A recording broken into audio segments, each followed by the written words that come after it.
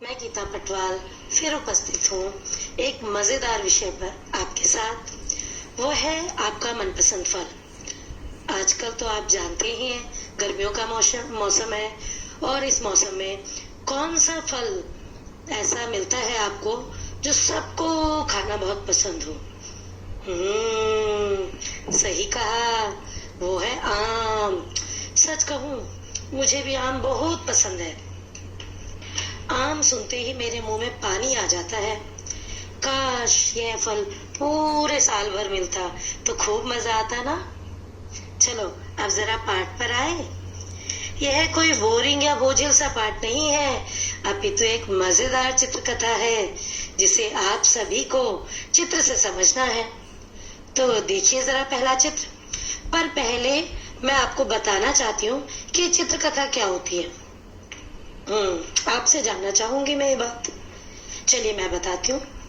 चित्रकथा एक ऐसी कला है जो चित्रों के माध्यम से पूरी कहानी को व्यक्त करती है।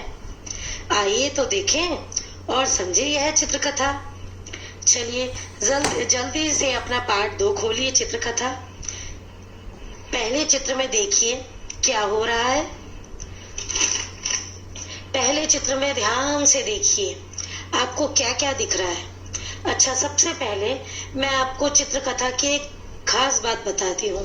चित्रकथा का आपको एक लाभ बताती हूँ कि एक तो आप इसमें निहित पात्रों अर्थात जो आपको चरित्र लड़का लड़की दिख रहे हैं, आप उन्हें अपनी पसंद का कोई भी नाम दे सकते हैं। और यह चित्रकथा जहाँ आपको आनंद देगी, वही आपकी कल्पनाशीलता, रचनात्मकता वह सोचने की शक्ति का भी विकास करेगी। चलिए जरा पहले चित्र को देखें। इसमें एक लड़की है जिससे हम रमा नाम दे देते हैं। ठीक है, कैसा लगा ना। और एक कौवा दिखाई दे रहा है और एक पेड़ पर आम लटका हुआ है जिसे रमा और कौवा दोनों निहार रहे हैं। देखा। चलिए अब जरा दूसरे चित्र पर आइए। फिर जरा दूसरे चित्र पर आते हैं। इसमें रमा का आम खाने का मन कर रहा है और उसे तोड़ने पर वह विचार कर रही है। चलिए अब तीसरा चित्र देखिए। तीसरे चित्र में वह अपने भाई राजा को गुलेल के साथ आम तोड़ने के लिए ले आई। और फिर चौथे चित्र में क्या हुआ। चौथे चित्र में राजा ने गुलेल से आम पर निशाना लगाया और एक कौवे ने भी आम पर अपनी नजर दौड़ाई। पांचवें चित्र में जरा देखिए तो। पांचवें चित्र में कौवे ने लगाई उड़ान। छठे चित्र में लपका आम। सातवें चित्र में कौवा गया मधुमक्खी के छत्ते से टकरा। और आठवें चित्र में पेड़ पर बने घोंसले में आम जा गिरा। अब आई 9वें चित्र की बारी जिसमें बैठी थी गिलहरी सयानी। 10वें चित्र में बताओ बच्चों फिर क्या हुआ। सुनकर चूजों की आवाज बेचारी गिलहरी के मुंह से आम छूट गया। 11वें चित्र में आम एक सोए आदमी की पगड़ी पर जाने को था तैयार। और 12वें चित्र में तो देखिए 12वें चित्र में जा गिरा पगड़ी पर यार।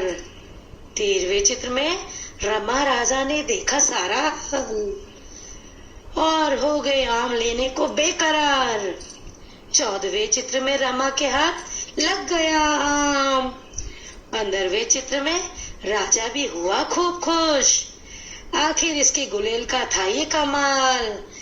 तो आए सारे चित्र समझ में। तो चलिए अब हम इन सारे चित्रों को अपने मस्तिष्क में क्रम से लगाते हुए कहानी बनाएंगे। यह आम की कहानी। तो करें शुरुआत। ध्यान देना बच्चों मेरे साथ। तो चलिए अब हम इसकी कहानी पढ़ते हैं। आते हैं कहानी पर। एक दिन एक लड़की रमा ने आम के पेड़ पर पका फल देखा और इसकी इच्छा उसे खाने की हुई। उसने अपने भाई को बुलाया और अपने राजा भैया को आम तोड़ने के लिए कहा। वह अपनी गुलेल से आम तोड़ने का प्रयास करने लगा। तभी पेड़ की डाल पर बैठा कौवा भी आम खाने की सोच रहा था। जैसे ही राजा ने आम को निशाना बनाते हुए गुलेल से पत्थर मारा, वह टूटा हुआ आम कौवा लेकर फुर्र से उड़ गया। लेकिन वह पेड़ पर बने मधुमक्खी के छत्ते से टकरा गया। मधुमक्खियां उसके पीछे पड़ गईं और आम उसके मुंह से भी छूट गया। यह जो आम पेड़ की टहनी पर बने घोंसले में जा गिरा और पक्षी के अंडे फूट गए। अब वहां एक गिलहरी भी थी। गिलहरी ने जैसे ही आम उठाया, अंडों से निकले चूजे शोर मचाने लगे और उनका शोर सुनकर आम फिर गिलहरी के मुंह से भी छूट गया और पेड़ के नीचे बैठे व्यक्ति की पगड़ी पर जा गिरा। वह व्यक्ति सो रहा था। तभी रमा ने उसकी पगड़ी से झट से आम उठा लिया और रमा आम पाकर बहुत खुश हुई। राजा भी अपनी गुलेल के निशाने से बहुत खुश हुआ। दोनों ने मिलकर मजे से आम का स्वाद चखा और उसे खाकर उन्हें बड़ा आनंद आया। तो इस कहानी से हमें क्या शिक्षा मिली? समझ में आई सबको कहानी? चलिए देखते हैं इससे हमें क्या शिक्षा मिली। सोचिए जरा। हाँ, बिल्कुल सही। इससे हमें यह शिक्षा मिलती है कि हमें मेहनत का फल अवश्य प्राप्त होता है, भले ही देर से प्राप्त हो, किंतु होता अवश्य है। तो देखा, ऐसा ही कुछ हुआ ना इस कहानी में। उस आम को गुलेल चलाकर तोड़ने की मेहनत तो की राजा ने, और घूम फिर कर ही सही, लेकिन अंत में मिला भी रमा और राजा को। तो देखा बच्चों आपने, मेहनत का फल कितना मीठा होता है। और आप भी मुझसे अब वादा कीजिए कि आप सब भी खूब मेहनत करेंगे और जीवन में एक सफल इंसान बनेंगे। तो चलिए अब जरा इसका अभ्यास कार्य देखें। तो आइए जरा पृष्ठ संख्या 22 पर। खोल लिया?